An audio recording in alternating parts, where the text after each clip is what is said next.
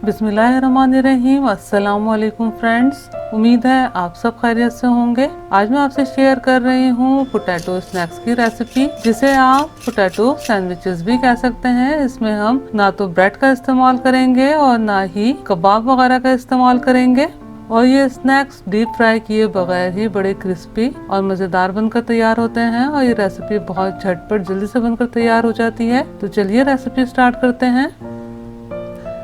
Pan में तकरीबन 1 table spoon cooking oil शामिल किया है। 1/4 टीस्पून जीरा शामिल करके मीडियम फ्लेम पर हल्का सा कड़कड़ा लेना है।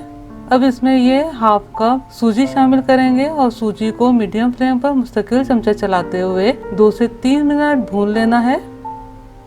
सूजी बहुत अच्छे से भुन गई है। अब इसमें ये 1 कप गर्म पानी शामिल करेंगे और फौरन ही सूजी में मिक्स कर देंगे।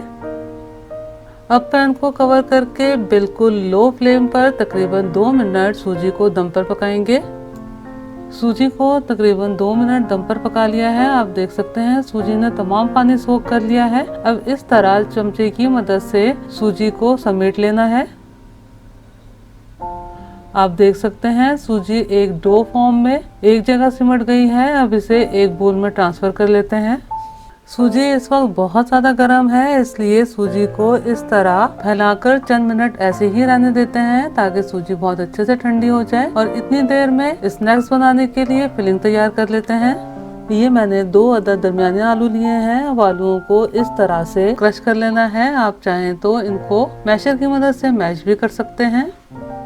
आलू बहुत अच्छे से क्रश हो गए हैं। अब इसमें ये 1/2 टीस्पून या हस्बे जायका नमक शामिल किया है, 1 टीस्पून या हस्बे जायका लाल मिर्च पाउडर, 1/4 टीस्पून हल्दी पाउडर, 1 टीस्पून या हस्बे जायका चाट मसाला, 1 से 2 बिल्कुल बारीक चॉप की हुई हरी मिर्चें, 1 छोटी प्याज बारीक चॉप की हुई, और ये थोड़ा सा हरा धनिया बारीक चॉप किया हुआ। अब इन तमाम अज़ा को बहुत अच्छे तरीके से आपस में मिक्स कर लेना है।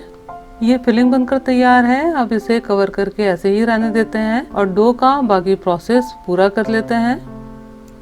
सूजी बहुत अच्छे से ठंडी हो गई है। अब इसमें ये 1/4 कप मैदा शामिल किया है और 1/4 टीस्पून या हस्बे जायका नमक।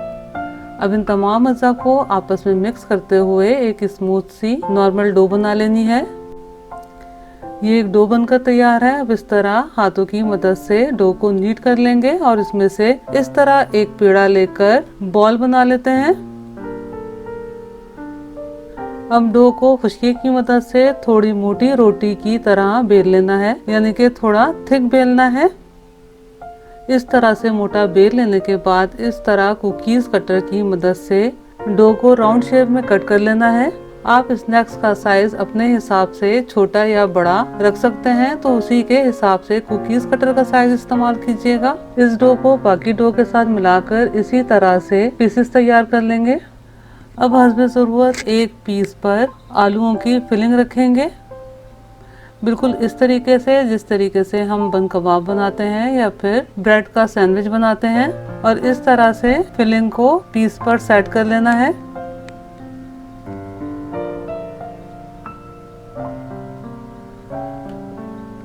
फिलिंग बहुत अच्छे से सेट हो गई है।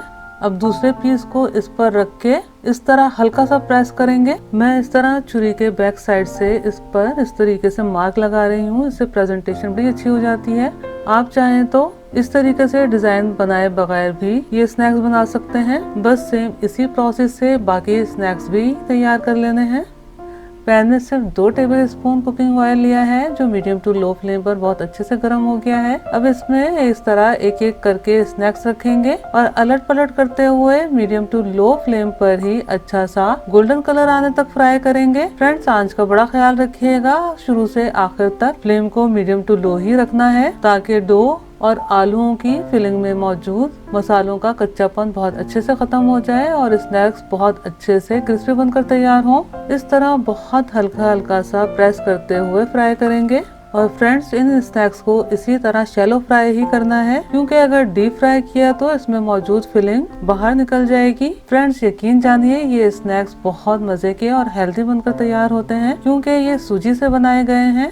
तो बिल्कुल सेम इसी प्रोसेस से आप ये स्नैक्स ज़रूर ट्राई कीजिएगा और मुझे कमेंट्स करके ज़रूर बताइएगा कि आपको ये रेसिपी कैसी लगी। अगर रेसिपी पसंद आई हो तो लाइक कीजिए, अपने दोस्त अहबाब में शेयर कीजिए और मेरे चैनल को सब्सक्राइब करना और बेल बटन को क्लिक करना बिल्कुल भी मत भूलिएगा। अल्लाह हम सब का दस्तरख्वान हलाल रिस्क से वसी तर फरमाए, आमीन। मुझे भी अपनी दुआओं में याद रखिएगा। अपना बहुत ख्याल रखिएगा। अगली रेसिपी की वीडियो तक के लिए अल्लाह हाफिज।